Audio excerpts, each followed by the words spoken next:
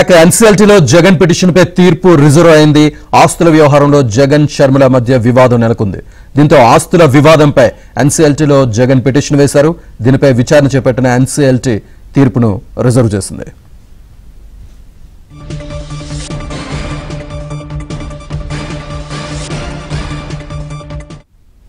పూర్తి డీటెయిల్స్ మా crime correspondent Praveen అందిస్తారు. Praveen, Saraswati power and industries private limited వాటాల వ్యవహారానికి సంబంధించి జగన్ వేసినటువంటి పిటిషన్ కు సంబంధించి సుదీర్ఘంగా విచారణ తర్వాత తీర్పును రిజర్వ్ చేసినటువంటి పరిస్థితి ఉంది. తల్లి విజయమ్మకు ఈ వాటాలు అప్పగించిన తర్వాత తిరిగి తమకు అప్పగించాలంటూ కూడా వైఎస్ జగన్ యొక్క వాదనలు కూడా వినిపించినటువంటి పరిస్థితి కనపడుతుంది. ముఖ్యంగా ఇప్పటికే ఎన్సీఎల్టీలో వేసినటువంటి పిటిషన్ సంబంధించి ఇటు Saraswati power and industries private limited న్యాయవాదితో పాటు జగన్ తరపు న్యాయవాది, షర్మిల తరపు న్యాయవాది కూడా తమ వాదనలు కూడా వినిపించినటువంటి సందర్భం కూడా కనపడుతుంది.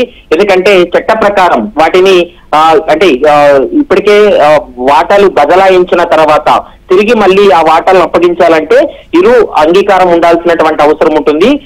అనేటువంటి అంశాన్ని ఇప్పటికే ఎన్సీఎల్టీ దృష్టికి కూడా తీసుకొచ్చినటువంటి పరిస్థితి కనపడుతుంది. ముఖ్యంగా Saraswati power and industries private limited వాటాలను తల్లి విజయంకి ఇచ్చాక వాటి గురించి అడిగే హక్కు జగన్ కు లేదంటూ కూడా కంపెనీ తరపు న్యాయవాది తన వాదనలు వినిపించారు. ఒక్కసారి వాటాలను అప్పగించాక కంపెనీ వ్యవహారాల్లో జోక్యం చేసుకోలేందుకు ఇటు వైఎస్ జగన్ కి కానీ భారతీకి ఎలాంటి హక్కులు లేవని సరస్వతి సంస్థ తరపు న్యాయవాది కూడా వాదనలు వినిపించారు. మరోవైపు గిఫ్ట్ ఇచ్చాక ఏకపక్షంగా అవగాహన ఒప్పందం రద్దు కుదరదంటూ, ఓఎం కుదరదంటూ కూడా వాదనలు కూడా వినిపించినటువంటి సందర్భం కనపడుతుంది. మరోవైపు విజయమ్మ తరపు న్యాయవాది కూడా వాదనలు వినిపించారు.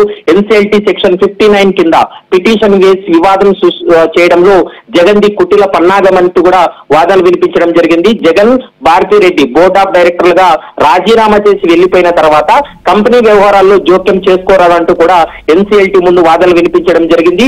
ఇరు వాదనలు విన్నటువంటి ఎన్సీఎల్టీ ఆ తీర్పును రిజర్వ్ చేసింది.